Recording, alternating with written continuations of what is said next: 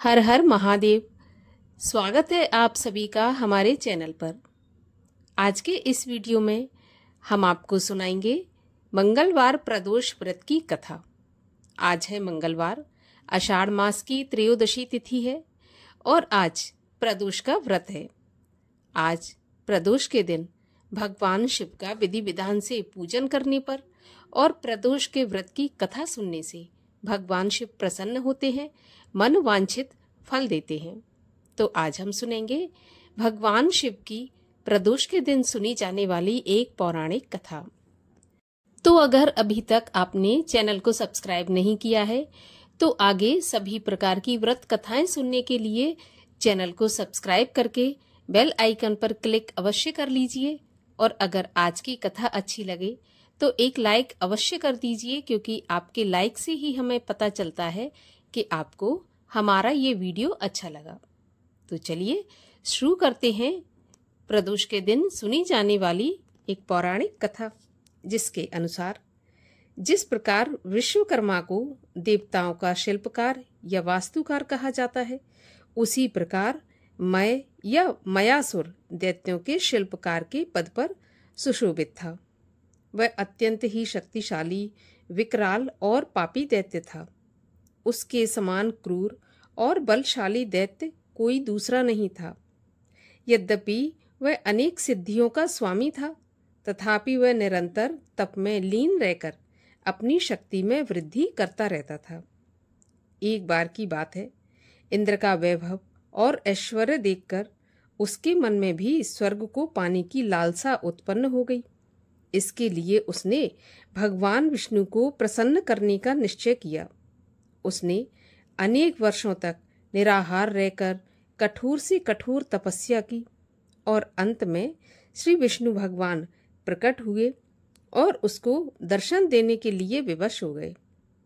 उन्होंने मयासुर से वरदान मांगने को कहा।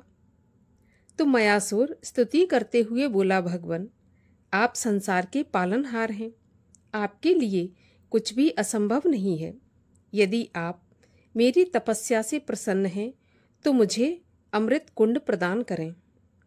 भगवान विष्णु जानते थे यदि मयासुर को अमृत कुंड मिल गए तो वह परम शक्तिशाली हो जाएगा, स्वयं वे भी उसके सामने शक्तिहीन हो जाएंगे।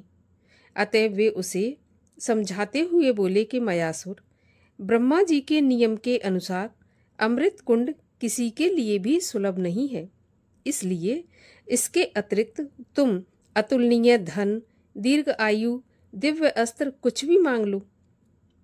तो वह बोला, नहीं भगवान, मुझे तो केवल अमृत कुंड ही चाहिए।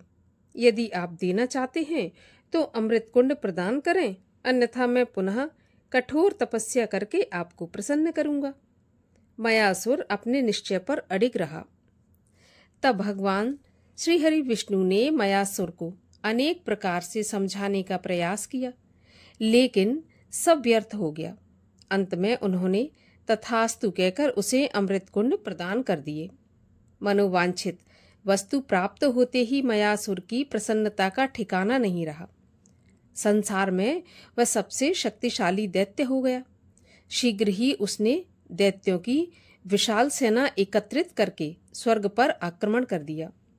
इसके लिए उसने स्वर्ण, चांदी और लोहे के 3 विशाल किले बनवाए जो आकाश में उड़ सकते थे, और दैत्य उसमें बैठकर देवताओं पर अस्त्र शस्त्रों से आक्रमण करने लगे। युद्ध में देवताओं का नेतृत्व भगवान शिव कर रहे थे।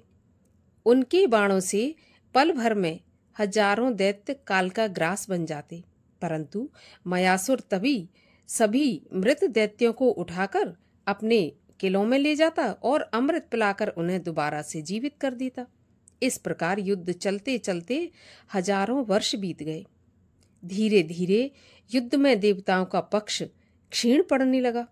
ऐसी स्थिति में भगवान विष्णु ने अपनी माया का सहारा लिया। वे गाय तथा ब्रह्मा जी बछड़ा बनकर मयासुर के किलों में गए और छल पूर्वक सारा अमृत पी गए।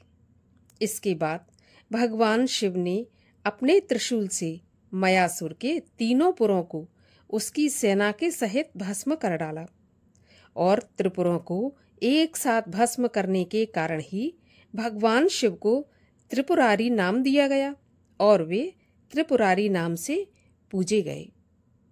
बोलिए त्रिपुरारी महादेव की जय। और आइए अब आपको सुनाते हैं मंगलवार के प्रदोष के दिन सुनी जाने वाली मंगल प्रदोष व्रत की कथा। सूत जी बोले, अब मैं मंगल त्रयोदशी अर्थात प्रदोष व्रत का विधि विधान कहता हूँ। मंगलवार का दिन व्याधियों का नाशक है। इस व्रत में एक समय व्रती को गेहूं और गुड़ का भोजन करना चाहिए। देव प्रतिमा पर लाल रंग का फूल चढ़ाना और स्वयं लाल वस्त्र धारण करना चाहिए। इस व्रत के करने से मनुष्य सभी पापों व रोगों से मुक्त हो जाता है। इसमें किसी प्रकार का कोई संशय नहीं है। अब मैं आपको उस बुढ़िया की कथा सुनाता हूँ जिसने यह व्रत किया और मोक्ष को प्राप्त हुई। अत्यंत प्राचीन काल की घटना है। एक नगर में एक बुढ़िया रहती थी। उसके मंगलिया नाम का एक पुत्र था। बुढ़िया को हनुमान जी पर बड़ी श्रद्धा थी। वह प्रत्येक मंगलवार को हनुमान जी का व्रत रखकर तथा विधि विधान से उनका भोग लगाती। इसके अलावा मंगलवार को ना तो घर लीपती थी और ना ही मिट्टी खोदती थी। इसी प्रकार से व्रत रखते हुए जब उसे काफी समय बीत गया तो हनुमान जी ने सोचा कि चलो आज इस बुढ़िया की श्रद्धा की परीक्षा करते हैं। वे साधु का वेश बनाकर उसके द्वार पर जा पहुंचे और पुकारा, है कोई हनुमान का भक्त जो हमारी इच्छा पूरी करे। वृद्धा ने यह पुकार सुनी तो बाहर आई और पूछा कि महाराज क्या आज्ञा है। साधु वेशधारी हनुमान जी बोले, मैं बहुत भूखा हूँ, भोजन खाऊंगा, तू थोड़ी सी जमीन लीप दे।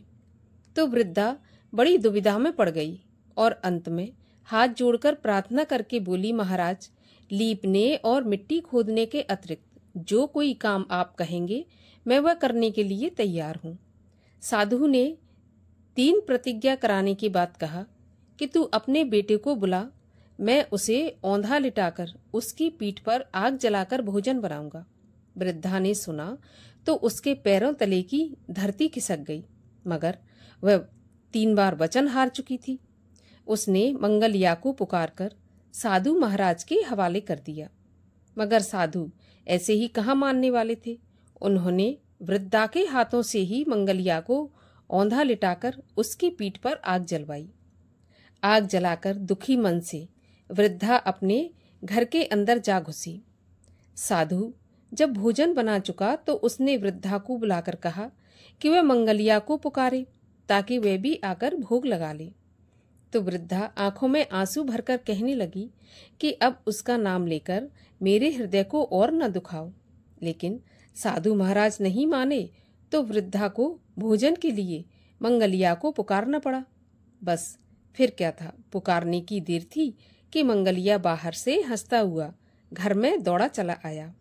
मंगलिया को जीता जागता देखकर वृद्धा को बहुत सुखद आश्चर्य हुआ। वह साधु महाराज के चरणों में गिर पड़ी। साधु महाराज ने उसे अपने असली रूप के दर्शन दिए। हनुमान जी को अपने आंगन में देखकर वृद्धा को लगा कि अब तो जीवन सफल हो गया।